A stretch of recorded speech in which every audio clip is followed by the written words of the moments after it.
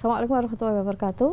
Teman-teman, saat ini kita akan membahas tentang ship construction system atau sistem konstruksi yang ada pada kapal. Jadi ada macam-macam sistem konstruksi yang digunakan pada kapal.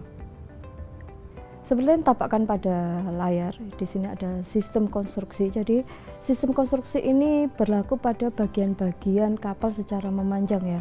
Jadi pada bagian paling belakang atau bagian stern atau bagian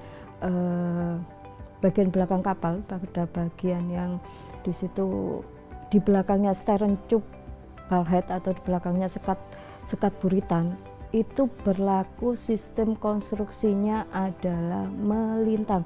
Jadi nanti Bu Ina akan jelaskan secara detail apakah konstruksi melintang itu, apakah konstruksi memanjang itu atau membujur, dan apa itu single bottom maupun double bottom. Cuman kalian yang harus kalian ingat terkait badan kapal atau konstruksi kapal secara secara keseluruhan, pada bagian belakang atau pada bagian di belakang sekat buritan atau stern tube bulkhead itu berlaku sistem konstruksi melintang, dan bagian bottomnya harus single bottom ya. Itu yang harus diingat-ingat.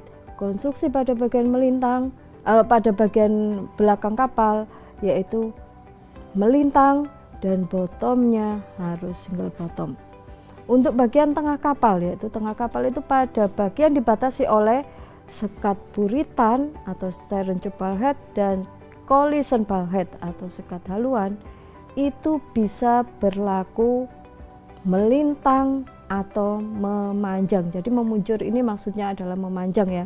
Bisa kalian menggunakan melintang, bisa kalian menggunakan memanjang. Itu tapi ada batasan-batasan kapan kalian harus menggunakan melintang untuk di bagian tengah dan kapan kalian harus menggunakan memanjang. Itu tergantung dari dimensi kapal kalian.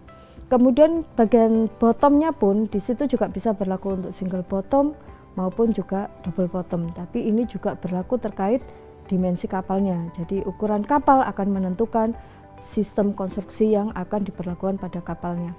Kemudian bagian yang paling depan atau bagian di depannya collision bulkhead atau depannya sekat haluan itu sama dengan bagian belakang tadi, sistem konstruksinya harus melintang dan bagian bottomnya harus single bottom. Ini ciri-ciri terkait untuk sistem konstruksi melintang. Jadi tergantung dimensi kapalnya, kalian bisa menentukan sistem konstruksi yang berlaku. Jadi untuk yang pertama, kapal yang memiliki panjang kurang dari 90 meter, walaupun bisa untuk yang di atas 90 meter pun juga bisa ya. Itu tergantung juga kondisi perairan, itu akan sangat menentukan sistem konstruksi yang digunakan. Tapi secara umum untuk kapal dengan panjang kurang dari 90 meter menggunakan sistem konstruksi melintang. Kemudian pada bagian lambungnya, dia menggunakan sistem konstruksi. Untuk sistem konstruksi melintang, maka dia mempunyai komponen yang memanjangnya itu lebih lebar ya. Jadi nanti kita belajar lebih detail lagi setelah ini, yang materi ini akan belajar lebih detail lagi untuk yang framingnya seperti apa. Jadi di sini untuk yang membujur atau bagian yang memanjang itu jaraknya lebih lebar, sedangkan pada bagian yang melintang jaraknya akan lebih rapat. Jadi untuk konstruksi melintang ini, jadi dia tetap mempunyai profil yang memanjang, cuman jaraknya lebih lebar. Untuk konstruksi melintang ini pada bagian-bagian, yaitu pada bagian floor itu maksudnya bottom ya, pada bagian perangnya, kemudian frame itu bagian gading atau pada bagian lambungnya, kemudian balok geladak pada bagian decknya, dan juga pada bagian plat-platnya. Jadi ini komponen dari konstruksi melintang. Nah, ini contoh bagian lambung dari konstruksi melintang. Jadi konstruksi melintang itu profilnya pada bagian lambung itu tegak ya, tegak ke arah atas kapal. Jadi di sini itu ada web frame dan juga ada main frame. Jadi namanya web frame atau sebutan dengan kalau bahasa Indonesia gading besar, walaupun itu tidak tepat juga disebut gading besar ya, tapi secara umum itu untuk bahasa Indonesianya itu disebut gading besar. Jadi ukuran dimensinya itu kalian tampak lihat di gambar di sebelah web frame itu dimensinya lebih lebar dan lebih besar dibandingkan dengan sebelah-sebelahnya. Posisi web frame ini yaitu 4-5 jarak gading. Jadi kalau ada web frame, kemudian yang samping-sampingnya itu kecil, maka ada main frame, baru ada web lagi. Seperti itu ya. Jadi posisi web itu seperti itu. Tidak berjajar langsung ya, tapi di antara dari mainframe-nya. Jadi posisi web, kemudian mainframe bisa 4-5 mainframe, baru web kembali, seperti itu. Untuk yang bagian mainframe, jadi ini semua kalau kalian sebut profil itu sebutan ya, tapi untuk tipikal profil itu ada profil L, ya, profil T dan sebagainya. Nanti akan dibahas lebih detail untuk materi yang berbeda. Kemudian ukurannya juga kalau untuk mainframe mau nggak mau, karena dia mainframe atau gading utama, walaupun dia disebut gading utama, tapi dia ukuran lebih kecil dibandingkan dengan gading besar atau dia web frame. Jadi kalau gading utama ya tetap di antara dengan web, cuman dia lebih rapat. Jadi melintang itu sistem konstruksinya kalau kalian lihat lambung, dia tegak ke atas. Nah, ini contoh kalau kita melihat bagian tengah kapal, konstruksi tengah kapal dengan konstruksi melintang ya. Jadi bagian bawah itu disebut floor, ya itu seperti itu. Nanti akan kita bahas yang lebih detail lagi. Ini tampilan yang lebih sederhana. Kemudian bagian lambungnya, jadi ada profil yang tegak seperti itu. Kemudian bagian decknya ada profil yang membentang dari sisi kiri dan sisi kanan. Bukan berarti itu membentang secara keseluruhan, tapi itu pasti ada putusnya ya. Itu akan kita bahas di materi yang berbeda. Kemudian kita belajar tentang konstruksi memanjang. Untuk yang konstruksi melintang tadi, kalian harus, ya Bu Win bilang harus menghafal untuk semua komponen pada konstruksi melintang. Harus. Jadi seorang nafal itu harus hafal semua sistem konstruksi yang baik itu pada sistem konstruksi melintang, sistem konstruksi pada sistem konstruksi memanjang maupun pada kombinasi. Ini untuk sistem konstruksi memanjang. Ini tipikalnya biasanya digunakan untuk kapal antara 90 sampai 120 ya. Walaupun itu tidak berlaku global, ada juga kapal yang ukurannya di atas 120 masih menggunakan melintang. Itu tergantung dari kondisi perairan. Karena kondisi melintang itu biasanya penggunaan untuk kapal-kapal yang difungsikan untuk perairan yang lebih tenang. Kemudian untuk pembujurnya atau longitudinalnya itu dia lebih rapat ya. Longitudinal berarti ada profil yang dia memanjang dari depan ke belakang kapal. Jadi kalau melintang dia ada profil yang tegak dan membentang dari sisi ke kiri ke kanan. Tapi kalau konstruksi memanjang ada profil yang dia memanjang arah ke belakang atau ke depan kapal. Jadi untuk gadingnya pun ini lebih lebar karena dia tidak mempunyai mainframe ya, dia hanya mempunyai web frame. Jadi balok-balok melintang itu tetap ada ya, pasti diperlukan ya balok-balok melintang, tapi tidak sebanyak pada waktu di sistem konstruksi melintang. Nah, ini contoh konstruksi memanjang untuk tanker ya, dengan single hull atau untuk dengan lambung satu atau bukan double hull. Walaupun sebenarnya tidak bisa digunakan lagi dengan kapal tanker menggunakan single hull. Ini hanya contoh saja untuk penggunaan sistem konstruksi memanjang. Perhatikan pada bagian bawah, profil-profilnya itu kenapa ditampakkan kecil-kecil itu? Dia posisinya ke arah memanjang kapal. Jadi ke arah belakang maupun ke depan kapal. Ya, arah memanjang ke depan maupun ke belakang kapal. Juga perhatikan pada bagian decknya.